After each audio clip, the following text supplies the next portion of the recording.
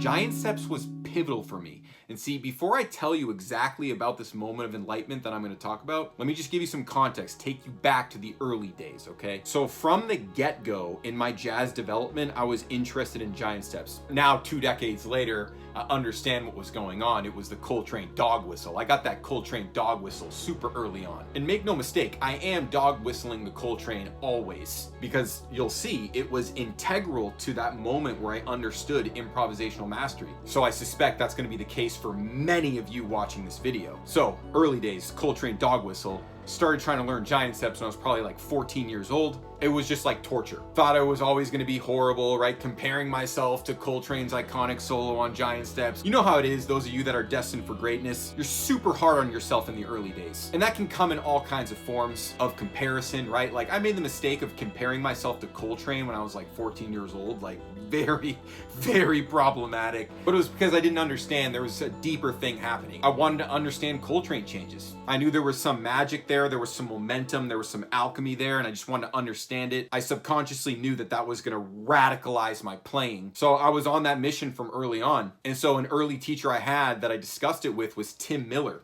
Tim Miller and I talked about giant steps. I'll tell you exactly what he told me. He told me to compose a study, like write on sheet music, a study through giant steps. And I'm not sure if he told me that I needed to put it in constant eighth notes, but I did do that. I don't know why I did that. If he told me to do that, that's so weird. So right, I had this study where I just wrote endless eighth notes on giant steps, right? Just following basic theory, right? I knew theory, I knew scales, I knew which scales go over those chords in giant steps. You see where the nightmares began, right? Because this was just not helpful, to put it simply. This was not a great use of my energy. I wasn't really thinking about phrasing. I wasn't thinking about any rhythm, right? So here's basically my first crack at really understanding giant steps, was writing this study through it and then practicing it and never really hearing what giant steps sounded like, because the study that I made didn't really sound like giant steps. It just sounded like a bunch of random scales, literally. Right, you see where I'm going with this, right? But this was all happening in 2008. That's when I was studying with Tim Miller. It was actually at the Berkeley 5-week summer performance program. Never forget, dude. And that was a great experience. But I'll tell you, I was a long way off from improvisational mastery back then. I was essentially stuck playing the same 3 licks on every solo. Definitely the 3-lick pony. And so, I had all the classic nightmares, like, oh, I'll never be able to play more licks. Like, I'm stuck in my 3 licks. Like, oh, like I've already reached the limits of my musicianship. Like, thinking of this stuff, literally 17 years old. Like, oh man, the classic nightmares, you remember them. You know what I'm talking about, you guys. I know you guys know what I'm talking about. So of course I kept working on giant steps. Actually, I think I made a YouTube video of it after that. Oh my goodness gracious, I'm looking it up as we speak. On my first YouTube channel, I was like, oh, I'm gonna have the giant steps jazz guitar of YouTube. This has gotta be on here. I never took it off.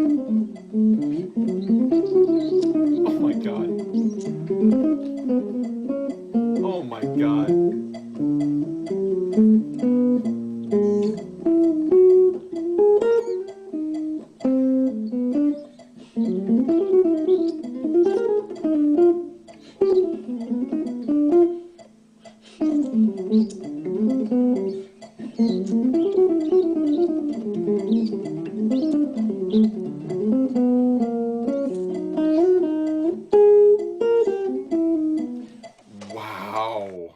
Oh my God. I did not plan for that in this video. I completely forgot about that. That is the perfect example of a tortured jazz musician. Freaking tortured. No improvisational fluency whatsoever, but there's an illusion of it. There's an illusion of it because some of the things I played sounded good. Some of those licks, they were really locked in, but those were licks that I had played with a metronome like hundreds of times. They had no variation. They were rigid as hell. I could not extrapolate on anything, which is why I was playing the exact same licks multiple times. Improvisational mastery is when you have a shape or a pathway and see all the variations within that. So now I could take those licks and I could play variations on them, and they would be very, very useful. But in that example, they were essentially just technical exercises that I had aligned to the chord changes of giant steps. I mean, you could hear the suffering, dude. I was suffering in that, man. It's kind of embarrassing, but that squeaking sound you were hearing, that was my mouth. That was me going like, that's like, like tortured suffering, like literally full blown not having fun playing music, right? But you can tell I put the work in. I mean, like plenty of teachers and players would have been like, oh man, like, wow, that's so impressive. But musically, dude, that's like horrible. No one wants to listen to that. The best part of it was the melody. The in-head was great. I actually still use that chord melody. I installed that in my mind 15 years ago, and I still reference that chord melody. Fast forward, all the suffering through Coltrane, never understanding it, asking all these teachers, no one ever helping me to understand it, which all added to the folklore of it. I was like, dude, no one can freaking play this thing, man. That's how it felt back then. But one person actually kicked me up a level on giant steps as a part of his fundamental curriculum, Remy Bolduc.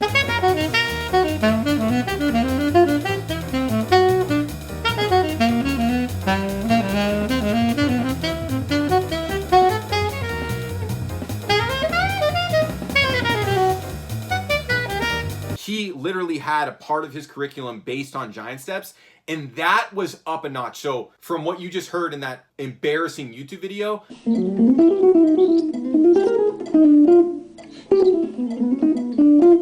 I leveled it up when I got studying with Remy Bolduc. Now, I definitely didn't have improvisational mastery, so I had not reached that moment that I'm going to talk about and explain in further detail. But I was able to comfortably play on giant steps. That was different. It wasn't musical, it didn't sound good, but it was comfortable. I was comfortable. I was still playing scales. It still didn't sound like giant steps. I remember this. That was the huge frustration with it, because I was like, oh, I'm super comfortable on this, but why doesn't it really sound like the tune? Just playing too many notes that weren't the triad. That's the basic answer to that. But Remy didn't really say that. Remy was like, nice, man, you really got this. Like, you can play giant steps great. Because he could see through, you know, the lack of musicality. He was like, you understand these chord changes. You have a way of outlining them on the fretboard. But he didn't tell me that I should probably build my vocabulary out of the triads instead of out of the scales. And I sort of understand his logic. He's coming from subjectivity, right? He's saying like, well, you don't have to build your vocabulary around triads. You can build it around whatever you want. But now with the experience that I have as a teacher and a professional, I definitely prioritize the triads. So there is like subjectivity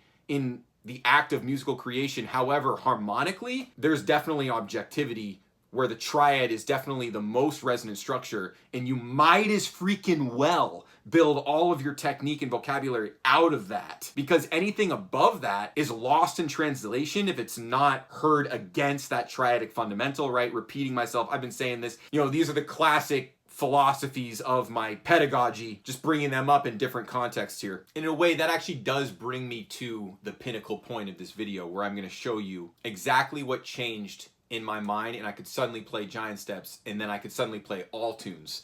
Because here's the big kicker, right?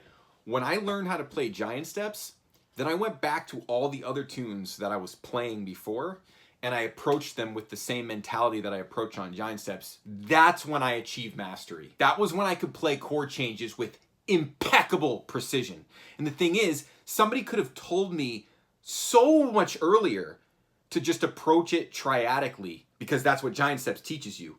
It teaches you the triadic approach. Without that, you don't sound like you're playing Giant Steps. You sound like you're playing a bunch of scales and nonsense, which is what most people are inclined to play on chord changes, right? They're not playing the thing that makes the chords sound like they're supposed to sound. They're playing all the superfluous notes that muddy the message of the harmony, whereas the triad purely gets the point across. And so a song like Giant Steps, which has a lot of chords moving very quickly, the only option is the triads. It's so simple, but no one told me. And so that's why literally just in that point alone, right, that's the first level of the cosmic enlightenment, right? And now you have it for yourself. It took me freaking 15 years to figure that out, but it's a really, really simple, nugget there. But I'm going to take it one notch deeper. I'm going to show you how that really works, right? Because I can just say, yeah, go play triads on Giant Steps, or I can show you what actually happens here. How am I using the triads, okay? How am I using them? Here's the basic level.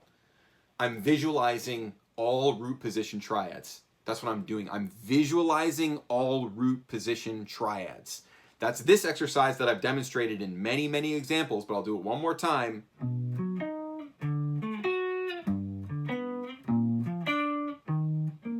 I always purposely come back to these same cliches so you guys see like, oh, he literally is thinking exactly about that. Exactly. That's exactly what I'm thinking about. Now, I extrapolate logically from that because I know that there's other notes that are a part of the triads that are not just the notes that I just played. Like on that D, for example, it's all this. But I'm just playing, like that's my marker. Like in my mind, I'm marking it that way. But then I'm just logically building out of the triad that way, and I can grab any notes, right?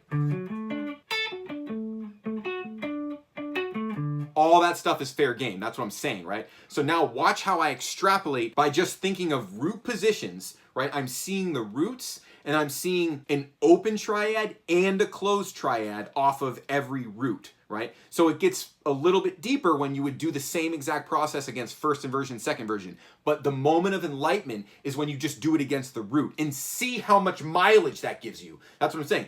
It's going to look like I'm not doing that, and it's going to be like, oh, is he even doing that? I swear to you, that's exactly what I'm doing. But watch how much it blows up, right? Visualizing root position, open and closed triads on every chord in the form. 3, 4.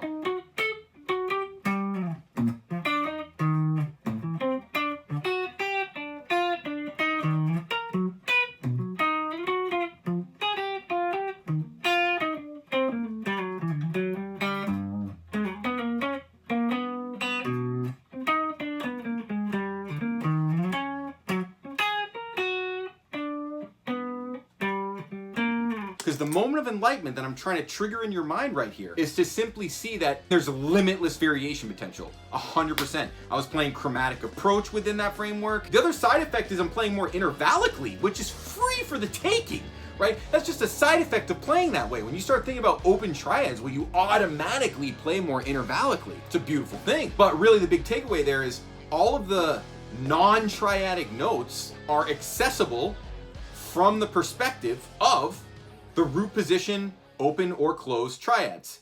That's what I wanted to make clear. Of course, this is all easier said than done, 10 bajillion times over. But what I want you to see is that this is very attainable, okay? Improvisational freedom is very attainable if you can see how Giant Steps has now just become accessible to you. Now, if you can't see how it's become accessible to you, you're not ready to see it yet, which is totally fine. That's totally fine. You don't need to see it right now because technically in my syllabus, this is the final boss. So I'm showing you the final boss in, obviously, to be able to roar through Giant Steps effortlessly, that's the final boss of my 5-step mastery system. So you shouldn't necessarily expect to understand everything that's going on there until you've already, completed step 1, 2, 3, and 4. But I've been getting a lot of feedback on this method. We can call it the Giant Steps method. The students are connecting the simplicity of the first step of my syllabus to the complexity of the 5th step of my syllabus. They understand the first things we learn in step 1 are the same exact principles that apply to step 5 where we apply it to Giant Steps. So obviously if you want to work with me and access my 5-step mastery system, which most people complete in about a 6-month period, the links in the description are there. You can learn everything about my program. You can even start with my free course. which is triadic mastery across the full range of the guitar. That's Intro to Fretboard Mastery. Free, link in the description for that. If you've already gone through my course, you're probably ready to join my program, which is where you can get access to my inner circle, and that's where the 6-month mastery program is. That's where my 5-step syllabus is. It's in Systems for Creation on the School platform, and I'll see you in there.